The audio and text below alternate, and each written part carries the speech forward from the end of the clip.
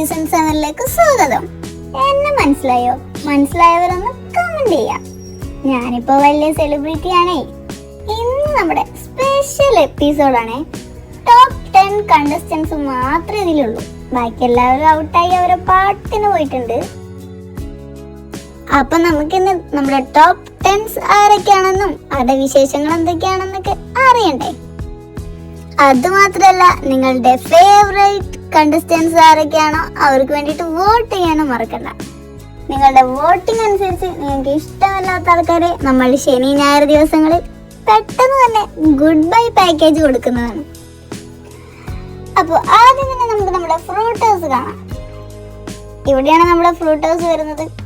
എത്രയോ ഭംഗിയായിട്ട് നല്ല അടിപൊളിയായി നല്ല ഫുൾ സെറ്റപ്പിലാണ് കേട്ടോ ഈ ഒരു ഫ്രൂട്ട് ഹൗസ് വന്നിട്ടുള്ളത്. സംഗതി സെറ്റപ്പ് ആണേലും ഫുൾ ടൈം അടിയും ബഹളമാണ് കേട്ടോ. അതെന്നെ പോലെ നിങ്ങൾക്കും അറിയാലോ. അപ്പൊ നമ്മുടെ ഇന്നത്തെ എപ്പിസോഡ് മുഴുവനായിട്ട് കാണാം. കണ്ടിട്ട് ആരെയാണോ നിങ്ങൾക്ക് ഇഷ്ടപ്പെട്ടത് ആ ആളെ കമന്റ് ചെയ്യാനും മറക്കണ്ട.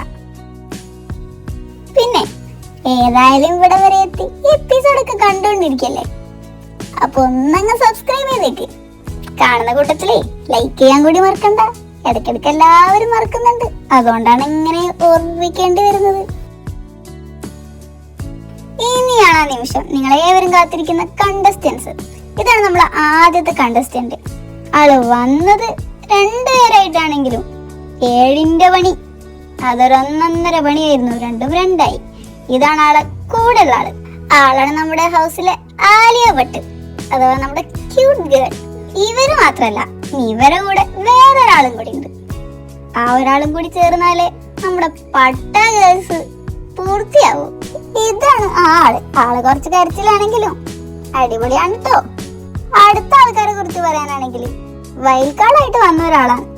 ഇയാളാണെങ്കിൽ ആരൊക്കെ വീട്ടിൽ കയറ്റാൻ പറ്റും കയറ്റാൻ പറ്റത്തില്ല എന്നൊക്കെ നോക്കിയിട്ടാണ് കേട്ടോ ആദ്യം തന്നെ ഹൗസിൽ കയറിയത്. എന്നാലും കുഴപ്പമില്ല, കളിക്കുന്നുണ്ട്.